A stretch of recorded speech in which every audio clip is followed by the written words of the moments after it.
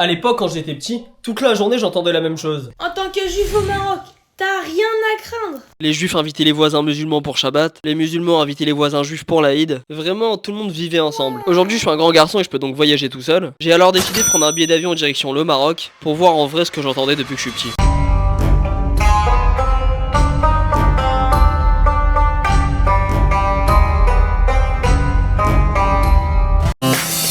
Sabah el khair, comment ça va les amis? Bon matin. On va trouver un taxi pour aller au Mellah. Le Mellah, c'est le quartier juif du Maroc. Combien? 20 dirhams. J'ai pas besoin de casque? Ah super. Bon? Allez on y va. Allez, va.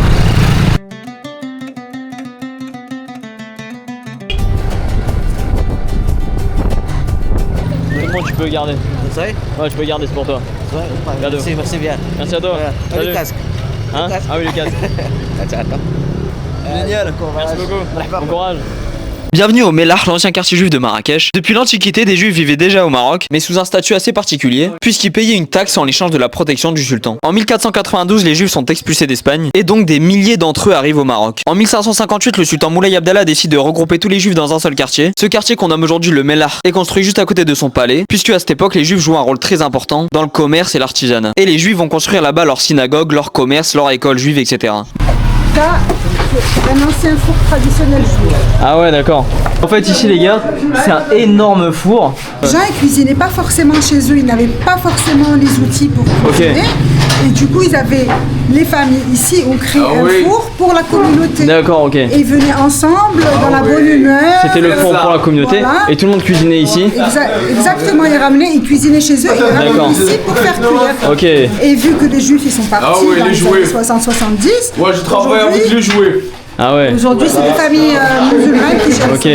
Abraham Azoulay. Ah ouais. Voilà, ça c'est Mespaha Abraham Azoulay. Ah et en fait le nom des rues, c'est le nom des familles qui habitaient là. Ah, incroyable. J'allais te dire, enlève ta casquette, reste avec ta kippa, il n'y a personne qui va te faire chier au Maroc. It's a safe place. Au Maroc, il n'y a personne qui va te faire chier parce que tu portes une kippa ou que tu as des... Moi je porte bien le fil de Jérusalem. Ah ouais. Donc... Voilà. Ça, c'est la synagogue Salat al-Zamra, qui a été construite en 1492 par les juifs expulsés d'Espagne. C'est ici que toute la vie juive de Marrakech se passait, puisqu'il y avait les prières, l'école juive. Aujourd'hui, cette synagogue, c'est devenu un musée, tu peux y accéder pour seulement 10 dirhams. On peut y voir des anciens manuscrits des enfants qui étaient à l'école ici. Je crois que c'était pas vraiment une école, mais ce qu'on appelle un Talmud Torah, ce qui veut dire qu'il y avait des cours sur le judaïsme pour les enfants, à peu près 1 à 2 fois par semaine. Ça, en fait, on appelle ça la chaise de Eliyahu Hanavi. Quand il y a une circoncision, le père ou le grand-père qui va tenir l'enfant au moment de la circoncision, il va s'asseoir sur cette chaise et puis ensuite on aura le Moël, donc celui qui, le docteur entre guillemets qui va faire la circoncision, et ben il va circoncire l'enfant sur cette chaise là. La grand-mère de ma mère est juive, séfarade. Ok. Donc après l'inquisition, ils sont venus d'Espagne au Maroc. Ils sont partis en Hongrie, Bulgarie, puis Algérie, puis entre-temps, les Turcs, ils les ont islamisés, ils sont venus. Ah ouais. Et par la suite, le côté de mon père, c'est le côté de ma mère, le côté de mon père, ils sont ashkénazes. Ah ouais. Bah du coup, des deux côtés, t'as des grands-parents juifs. Des arrière-juifs. Arrière-grands-parents. Tes parents, ils sont quoi du coup? Ils sont musulmans. Jusque dans les années 50, il y avait plus de 250 000 juifs dans tout le Maroc. Mais petit à petit, la majorité des juifs ont quitté le Maroc. Et aujourd'hui, il reste environ 3 000 juifs qui vivent au Maroc. Mais il y a quand même une vie juive qui reste aujourd'hui dans quelques villes comme Marrakech, où on peut trouver une synagogue et même des restaurants cachers, puisqu'il y a quand même énormément de touristes juifs qui viennent du monde entier toute l'année pour visiter. Et d'ailleurs, en parlant de restaurants, j'ai un petit creux, donc on va aller tester un petit restaurant cacher traditionnel de Marrakech pour voir ce que ça vaut vraiment la nourriture marocaine. Il a combien l'assiette de couscous? On va te donner la carte, tu vas voir. Très bien, magnifique. Couscous, légumes végétariens, 120 dirhams. Ça fait combien 120 dirhams en euros? C'est 12 euros. 12 euros, c'est pas cher. Hein. Kémia Royal alors, couscous végétarien. Ça c'est de l'harissa, ce truc rouge. Ouais, mais c'est l'harissa marocaine, c'est pas fort. Le goût est bon. Ah, t'as vu, c'est fort. C'est fort? Oui, c'est fort. Frère, je la sens même pas. La matboucha. Ok. C'est ici. Magnifique. La matboucha sans boucha. Ah ouais, tu nous as fait une table de Shabbat là. Les carottes. Ok. Oh, incroyable. Oh, regardez-moi ça. Toi, tu manges pas un petit piment toi? Avec plaisir mon frère, regarde. Tu crois que j'ai peur? Non. Bah non, mais il fait le bonhomme, il va les chialer là. Ici. déjà que la Marrakech, ouais, mange du pain, ouais, c'est mieux. Je vais juste manger du pain parce que sinon je vais brûler mon estomac. Ah, ma mère de base elle cuisine ashkénaze, donc il n'y a pas de piment et tout. Moi je connais pas. Ah ouais. J'aimerais bien manger chez vous. Bah, avec plaisir quand je suis à Paris. Mais après du coup, Moi, j'étais dans une choule sfarade quoi, quand j'étais petit, dans les synagogues sfarades. Donc, dans les repas et tout, il y avait des piments. Une fois, j'avais 5 ans et j'ai pris un piment, j'ai mangé, je croyais que c'était un cornichon. Et ma mère elle m'a dit, mais tu sais que c'est pas un cornichon ça. Et j'ai dit, ouais, je sais, je voulais faire le bonhomme, tu vois, Ouais, je l'ai mangé en entier. Après, j'étais chialé aux toilettes parce que j'avais 5 ans. Mais en tout cas, j'avais kiffé. Du coup, après, j'ai commencé à manger, j'ai commencé à kiffer et tout. Et depuis, bah, je mange piquant et tout, j'adore le piquant quoi. Et tu me racontes cette histoire parce que tu vois mes yeux ils brûlent. Non, Mon couscous il était très bon, mais la vérité j'ai plus faim et à part ça donne envie de dormir parce que c'est très lourd. Très lourd, ouais, je le vends. Mais t'as vu la semoule, c'est pas la toute fine. Ah oui d'accord. Et ça c'est bien.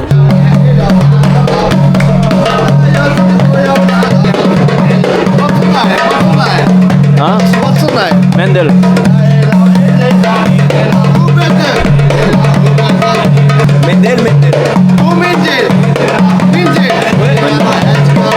Allez, sors un petit billet là. Il faut halaf. Bah oui. Merci beaucoup.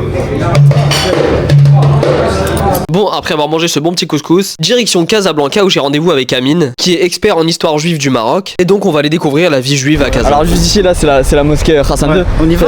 Allez, Vous avez été ou pas? Non on n'a pas été encore. ok. Et on peut tous visiter la mosquée, tout le monde va rentrer. Ouais. Même pas musulman, ok. Alors tu peux la visiter, mais par contre, quand t'es pas musulman, mais t'as un circuit particulier. Ok, tu peux pas rentrer dans l'endroit de la Ouais. prière quoi. Ah ouais. Ok ouais, j'ai compris. C'est bon pour la kippa là, vous êtes. Ouais, confiant détente, on a eu aucun problème. On a eu aucun problème. Ouais, franchement. Ouais.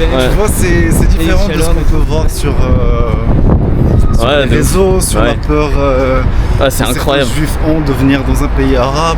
Ouais. Bon après c'est le Maroc, c'est particulier. Je pense Ouais, que c'est le pas Maroc, tous les c'est- pays arabes qui sont comme ça. Évidemment, Ouais. évidemment. Le Maroc, c'est pas particulier, c'est ultra particulier. Bien sûr. C'est incroyable. Il y a la mer aussi. Je savais pas qu'il y avait la mer. En fait, la mosquée, elle a été construite sur la mer. Ah ouais, d'accord. Là c'est l'appel à la prière qu'on entend. Exactement. De la deuxième prière de la journée du coup. Exactement. Non, deuxième. Deuxième. On l'appelle comment ça là? Dohar. La Dor. Ok. Dohar. Toujours une question. Ouais. C'est un enregistrement ou c'est une personne vraiment? Non, c'est vraiment une personne. C'est vraiment une personne. Ah ouais. Évidemment, c'est une personne. Quoi, il a un micro et il y a des Ah baffes. ouais. Ouais. Incroyable. Il y a tout cas ça qui C'est pas l'entend. drôle, hein.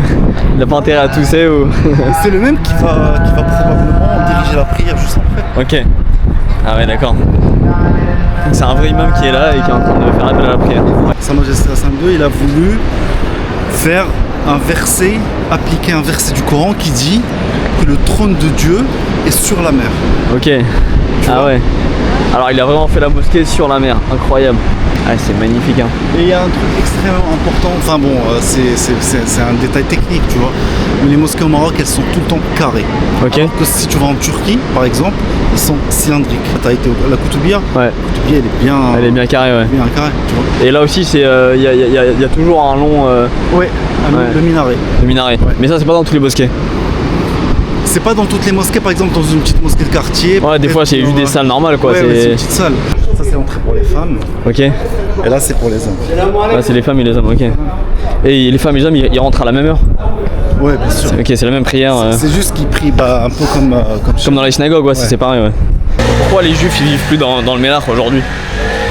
Parce que leur condition, c'est bon, elle est différente. Ah, en fait, à l'époque, par sécurité, ils étaient obligés de vivre. Non, c'est pas par sécurité, c'est juste qu'avant, tout le monde vivait comme ça. Tout le monde vivait à l'intérieur de la ville. Ok. À l'extérieur de la ville, c'était dangereux. Il y avait un quartier juif pour que les juifs puissent respecter leurs coutumes. Ok. Donc le four communautaire pour ne pas mélanger le lait de la viande. Ah ouais. Le mikvé, nous on a le hammam, vous avez le mikvé, Ouais. etc. etc. Tu Ok. vois. Donc pour respecter leurs préceptes religieux, Ouais. ils vivaient dans les Mélas, à proximité du roi, du palais du roi. C'est vraiment le quartier le plus proche toujours des palais des sultans pour qu'ils soient protégés. Ok. Et pour s'il y a un problème, ils vont les voir. Ils peuvent aller directement voir le roi. Exactement. Bienvenue à la synagogue Et Udgi, qui se trouve en plein milieu de la Mdina de Casa. Elle a été construite dans les années 1920 par une grande famille juive du Maroc. À cette époque, la ville de Casablanca compte l'une des plus grandes populations juives de toute l'Afrique du Nord. Mais en 1942, en pleine Seconde Guerre mondiale, la ville est bombardée lors d'une opération militaire des Alliés et la synagogue est donc détruite. Pendant des décennies, la synagogue reste vide et abandonnée parce qu'entre-temps, la majorité des juifs marocains quittent le pays. Mais des années plus tard, le Maroc décide de préserver cette mémoire et la synagogue est entièrement restaurée aux frais du royaume. Et en 2016, la synagogue est réinaugurée par le roi Mohamed VI qui vient en personne à la synagogue pour l'inauguration. C'est la visite de Sa Majesté pour inaugurer, après la rénovation de cette synagogue-là, avec Serge Berdugo. C'est le patron de la communauté juive marocaine. Bienvenue à Marrakech. Merci. C'est une synagogue, en fait c'est la synagogue Kadosh. Ok. Toutes les familles au Maroc ont leur synagogue en fait. Les grandes familles du Maroc font des synagogues. Ok. Et là c'est un ftour pluriel.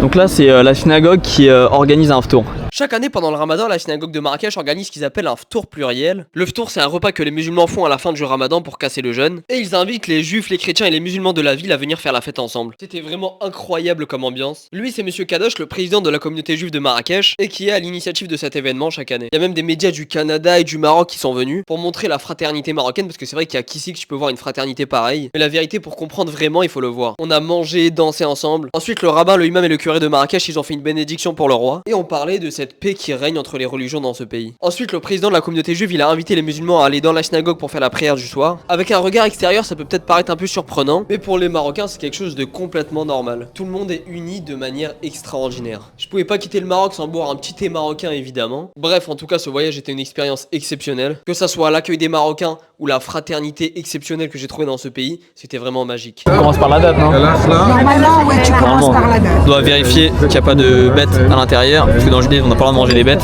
Ça t'a donné la reprise. Vous ouvrez pour voir s'il n'y a pas de bête. Et nous, quand on mange, on dit dodo. C'est une bête, c'est que ça fait partie de la famille. C'est la coexistence. C'est magnifique. Voilà, c'est très beau. Le vivre ensemble au Maroc. Bah écoutez, je vous souhaite que ça continue, parce que c'est vraiment extraordinaire cette paix-là, c'est magnifique. Que le monde s'inspire et prenne exemple. Absolument, les mains.